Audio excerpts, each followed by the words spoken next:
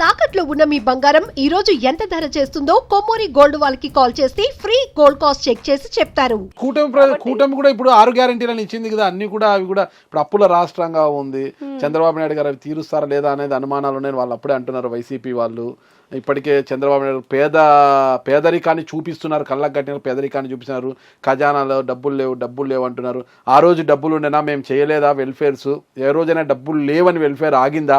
ఈ రోజు మహిళలకు ఉచిత బస్సు ఎక్కడైంది, గ్యాస్ సిలిండర్లు ఎక్కడైనాయి, తల్లికి వందనం ఏమైపోయింది, మహిళలకు ఇస్తామన్న 50 సంవత్సరాల తర్వాత ప్రతి మహిళకు 18 నుంచి 50 సంవత్సరాల మధ్యలో ప్రతి మహిళకి ఇస్తామన్న 1500 రూపాయలు ఏమైంది అని అవన్నీ ప్రశ్నిస్తున్నారు. ఒక పెన్షన్ తప్పితే ఏం చేస్తున్నారని మాట్లాడితే జగన్మోహన్ రెడ్డి గారే మాట్లాడాలి, వింటే ఈ రాష్ట్ర ప్రజలే వినాలని అంటే వేరే సామెత ఉంటుంది, దాన్ని నేను ఈ విధంగా మార్చి చెప్తున్నా.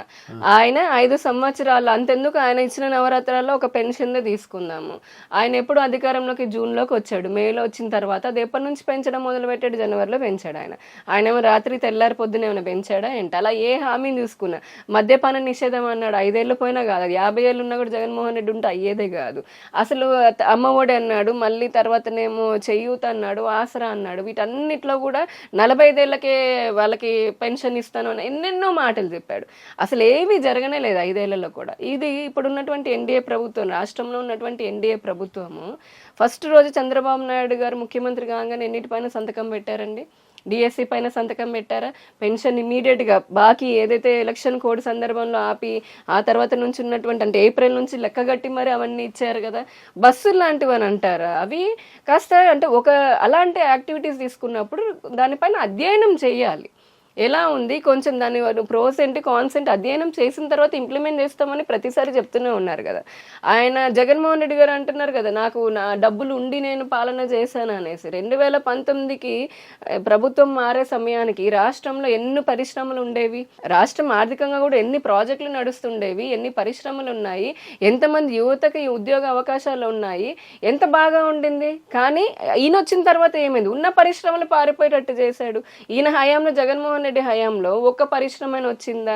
కనీసం అసలు చాలా సింపుల్గా మాట్లాడుకోవాలంటే పెద్ద పెద్దవి ఉన్నాయి ఆయన గురించి అని అందరికి అర్థమయ్యేటట్టుగా మాట్లాడాలని అంటే ఆయన ఇచ్చినటువంటి సంక్షేమం గురించి అని అన్నాడు. ఏది రైతులకి అదేంటి వైఎస్ఆర్ రైతు భరోసా అన్నాడు. 13,500 నేనే ఇచ్చా అని 13 కోట్లు పెట్టి రోజు పేపర్లో వేయించుకునేవాడు. దాంట్లో 6,000 ఇచ్చింది కేంద్ర ప్రభుత్వమే కదా. అంటే అదొకటి ఉదాహరణకి చెప్తున్నా నేను, చాలా ఉన్నాయి ఇట్లా అనుకుంటే. గ్రామాల్లో రోడ్లు ఎవరు కట్టారు? ఈ రాష్ట్రంలో 6,400 కిలోమీటర్ల గ్రామాల్లో రోడ్లు వేసింది కేంద్ర ప్రభుత్వం. కానీ అక్కడ పోతే శిలాఫలకాల గ్రామ రోడ్ల దగ్గర పోతే ఈయన బొమ్మ లేకపోతే కనుక వీళ్ళ నాయకుల బొమ్మలు అవే ఉంటాయి. ఈ అన్న వస్తున్నాడని. అంగన్వాడీలో ఆఖరికి పోషక అభియాన్ కింద బాలింతలకి, గర్భిణీ స్త్రీలకి, చిన్న పిల్లలకి అంగన్వాడీలో ఇచ్చే గుడ్డు పైన కూడా ఈయన స్టిక్కర్ వేసుకున్నాడు స్టాంప్. అది ఇచ్చింది ఎవరండి? నరేంద్ర మోదీ కేంద్ర ప్రభుత్వం. అలా నేషనల్ ప్రాజెక్ట్స్ ఉన్నాయి. అంటే జాతీయ రహదారులు కానివ్వండి, 1,20,000 కోట్లతోటి జాతీయ రహదారులు ఈ రాష్ట్రంలో నిర్మించబడ్డాయి గడిచిన 10 సంవత్సరాల్లో. రైల్వే ఇప్పుడు 75,000 కోట్ల రైల్వే ప్రాజెక్టులు ఉన్నాయి. దానికి మ్యాచింగ్ గ్రాంట్ ఏమైనా స్టేట్ నుంచి 1 రూపాయిని ఇచ్చాడా? ఇయ్యలేదు. రైల్వేలకు కానీ, పోర్ట్లకు కానీ, ఎయిర్పోర్ట్ దాని అసలు ఒకటేమిటి ఆఖరికి ప్రభుత్వ సంస్థలు, కేంద్ర ప్రభుత్వ సంస్థలు ఏవైతే రావాలనుందో వాటికి అప్రోచ్ రోడ్డు అది రాష్ట్ర ప్రభుత్వం బాధ్యత. అది 800 కోట్లు, 1,800 కోట్లు, ఎయిమ్స్కి 1,800 కోట్లు ఇచ్చాం మేము. అంత ఇచ్చి రోడ్డు అప్రోచ్ రోడ్ 1 కిలోమీటర్ ఏమంటే వేయలేదు. దానివల్ల మళ్ళీ మేమే వేసుకోవాల్సి వచ్చింది.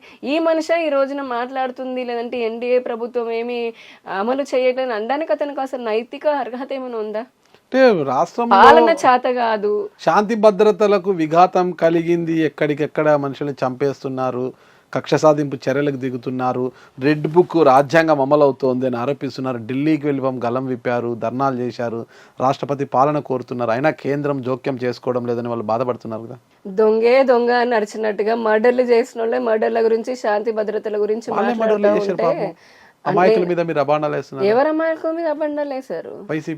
వైసీపీ వాళ్ళు ఏం చేశారా? అనంతబాబు ఎమ్మెల్సీ అనంతబాబు ఏం చేశాడండి మీకు తెలీదా? మీరు వేయలేదా? మీ జర్నలిస్ట్ కాదా? మీకు సత్యం తెలుసు కదా. ఆయన డ్రైవర్ ఏంది? అంటే ఇప్పుడు నా ఇష్టము నా చేతులు కదా అని చెప్పని ఎవడైనా కొట్టి చంపేస్తే సరిపోతుందా? అలా అనుకుంటే ఈ అదే అంటున్నారు వైసీపీ వాళ్ళు, వాళ్ళ డ్రైవర్ ఆయన చంపుకున్నాడు, వాళ్ళకేమి అంటున్నారు? దొంగే దొంగ అని మర్డర్లు చేసినటువంటి పార్టీ నాయకులు ఉన్నటువంటి పార్టీనే ఈ రోజున నీతులు మాట్లాడుతూ ఉంది, శాంతి భద్రతల గురించి మాట్లాడుతున్నారు. దాదాపుగా ఆయన ఉన్న హయాంలో 30,000 మంది 28,000 మంది మహిళలు మిస్సింగ్ అయ్యారు.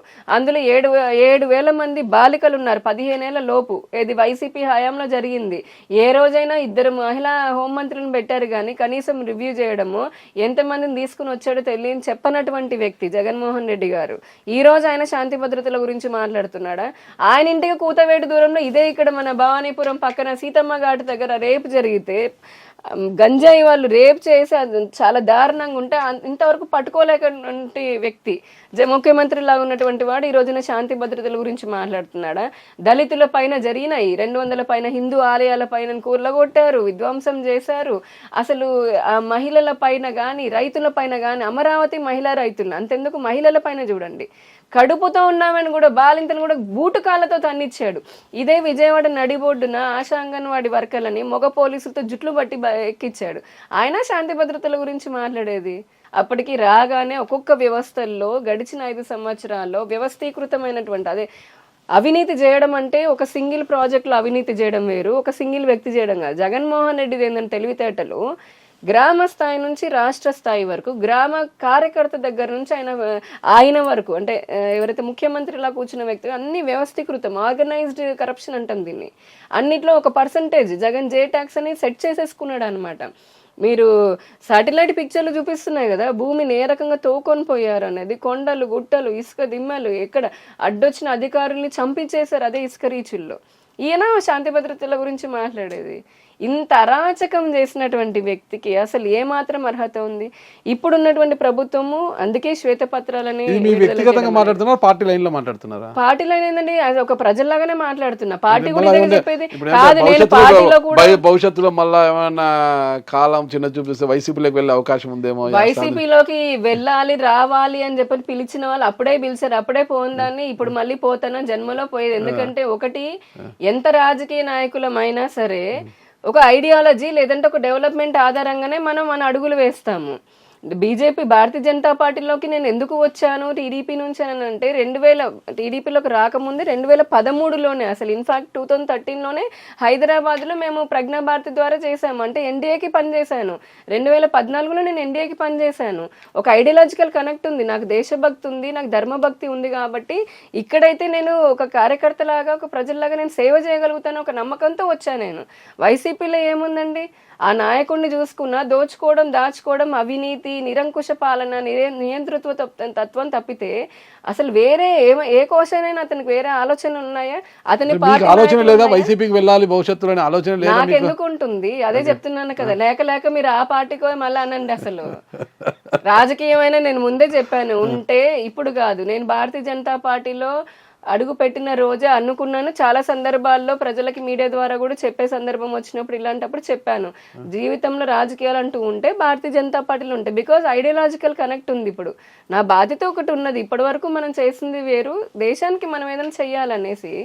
ఇప్పుడు ఐడియాలజికల్ కనెక్ట్ ఉన్నంత కాలం ఇందులో ఉంటాము. లేదు రాజకీయాలు వద్దనుకున్నప్పుడు నాకు సంబంధించింది నేనేదో నా పని ఏదో నా వృత్తిలో నేను ఉంటాను. అంతేగాని లేక మీరు నా కళలోని లేనటువంటి ఆలోచన కూడా మీరు పెట్టి నన్ను భయభ్రాంతులకి గురి చేయకండి. వైసీపీలో చేరతానేమో అని ఒక పేరు పెట్టి భయభ్రాంతులకు గురి చేస్తున్నారు. భయం ఏముందండి? అవునండి, అలాంటి అరాచక పాలన నియంతృత్వ పాలన చేసే పార్టీతో నాకేందో స్వామి. అసలు నేనే కాదు ఎవరైనా. ఇదంతా పక్కన పెడితే ఇప్పుడు ఆ పార్టీలో పనిచేసినటువంటి కార్యకర్తలే వాళ్ళందరూ భయంతో పారిపోయి కదా ఇప్పుడు టీడీపీ, బీజేపీ, జనసేనలో జాయిన్ అవుతున్నారు. ఎందుకనంటే మా నాయకుడు ఏదో మంచి చేస్తాడు అనుకుంటే ఇంత ముంచేశాడా అని చెప్పని. ఇన్నేళ్ళ ఆ పార్టీలో ఉన్న నాయకులకి కార్యకర్తలకి నమ్మకం లేదు. నాకెందుకు చెప్పండి? అసలు అలాంటి అవకాశము వద్దు, అంత అదృష్టము ఎవరికి వద్దు. ఈ జన్మకి కాదు, ఏ జన్మకి వద్దు. ఎందుకంటే అదృష్టానికి ముందు దుర్ర అనేది ఉంటుంది అనమాట. సో అటువంటి పార్టీల గురించి ఆలోచన చేస్తే దురదృష్టం అయిపోతుంది. నేను ప్రస్తుతానికి అమ్మవారి దయ వల్ల చాలా నా జీవితం సాఫీగా జరిగిపోతుంది. అంత దురదృష్టం పోయిపోయి నా నెత్తిని ఎందుకు పెడతారు మీరు? మీకేం ఆనందం వస్తుంది అందులో చెప్పండి? మరి ఎందుకు చెప్పండి? నేను ఇట్లా జీవితం మంచిగా ఉండి సుఖంగా బతకడం మీకు ఇష్టం లేదా? నేను హ్యాపీగా చల్లగా మరి. సంతోషం అదే, ఇదే చిరునవ్వు మీరు చిందించి నా ఇలాగే ఉండాలని. జీవితాన్ని నేను బాగుపడాలని అనుకోకుండా నా జీవితాన్ని ఏదైనా ఇంకే చేయాలని ఆలోచన ఉంటే ఇట్లాంటివి మాట్లాడండి. వైసీపీలో చేరతారా చేరరా అని. నన్ను ప్రశాంతంగా ఇలా అయినా వదిలేయండి కదా. లేదు భవిష్యత్తు టీడీపీలో ఉన్నాడు, బీజేపీ తింటారు, అక్కడికి వెళ్ళారు కదా, మళ్ళీ వైసీపీ తిడుతున్నారు, వైసీపీ తిడుతున్నారు, ఏమన్నా ఇక్కడ రావాల్సి వస్తుంది. 2014 నుంచి నేనే కాదు, బుద్ధున్న వాళ్ళు ఎవరైనా సరే ఇటువంటి విధానాన్ని, ఇప్పుడు జగన్మోహన్ రెడ్డి గారిని కూడా వ్యక్తిగతంగా అనాల్సిన అవసరం నాకు లేదు. అతను చేసినటువంటి పనులతో అంటున్నాము, తప్పేముంది అందులో? అతను ఇప్పుడు నాకేమైనా తన ఫ్రెండా శత్రువు లేకపోతే ఎవరు నాకు? నేను ఒక ప్రజాప్రతినిధి లాగా నా పార్టీ మేము అడగాలి, అతను చేసినటువంటి ప్రజా వ్యతిరేక కార్యక్రమాలను ఎత్తి చూపిస్తున్నాము. రెండవది, ఒక వ్యక్తిలాగా కూడా అతను చాలా అంటే అవగాహన లేమితోటి, ఇంకొకటి అవగాహన లేమితో ఈ రాష్ట్రాన్ని పాలించారు. ఈ రాష్ట్రాన్ని ఇంకొక 10 ఏళ్ళు వెనక్కి తీసుకుని వెళ్ళాడు. ఈ రాష్ట్రంలో పుట్టినటువంటి ప్రజల్లాగా ఈ రాష్ట్రం పైన బాధ్యతతోనే మాట్లాడుతున్నాను. దీనికి రాజకీయాలకు కూడా సంబంధం ఏముంది అసలు? ఈ రోజున రోడ్డుపైకి వెళ్ళి చిన్న పిల్లల్ని అడిగినా కూడా చెప్తారు. మొన్న అంతే కదా, అంత ఎలక్షన్కి ముందు జరిగిందే అది కదండి. చిన్న పిల్లలు కూడా ఎందుకంటే వద్దు బాబు మాకు వద్దు వద్దు బై బై జగన్ అని చెప్పింది నేను కాదు, మీరు కాదు.